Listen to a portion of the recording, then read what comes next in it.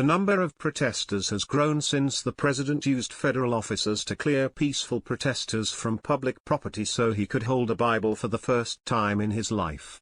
It was clear that the president wasn't sure what it was, but understood that it is a potent symbol of authority. Something the president clearly is not. A high-ranking cabinet member has denied that is the first time the president has held a Bible, citing his use of it in 2015 to attack Senator Marco Rubio for being a loser who everyone hates. The cabinet member who shared this on condition of anonymity went on to say the president is really tremendously in the whole Bible, Jesus and God thing, really. It's just that he's getting forgetful lately, like the time he took the codes and the nuclear football to Camp David and mistook it for a cell phone that he couldn't get to work. As National Guard and police forces are being mobilized to contain protesters and stop violence and looting, many officers are taking a moment to take a knee with community leaders to show that they support the protesters' outrage and right to protest.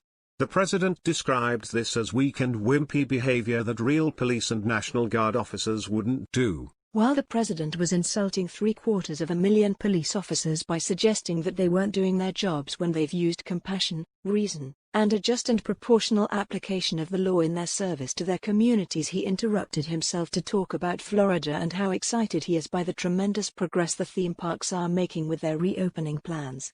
He singled out Disney for praise for its use of stormtroopers to manage social distancing and crowds.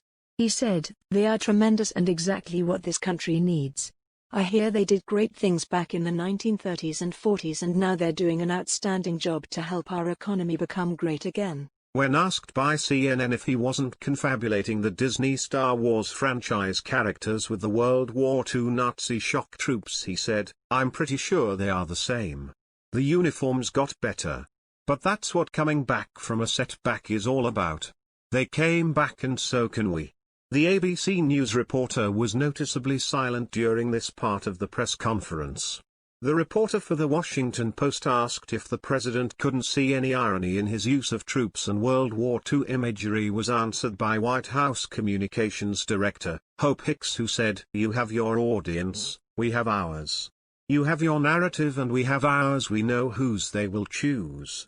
At this point the PBS reporter's head exploded and a reporter from the Associated Press slipped into an outrage fatigue-induced coma. "He is making this way too easy. It's like he's reading all of our scripts in advance. We've got a pool going on extrajudicial killings. You want in?" This just in. The president is on the South Lawn with a pig.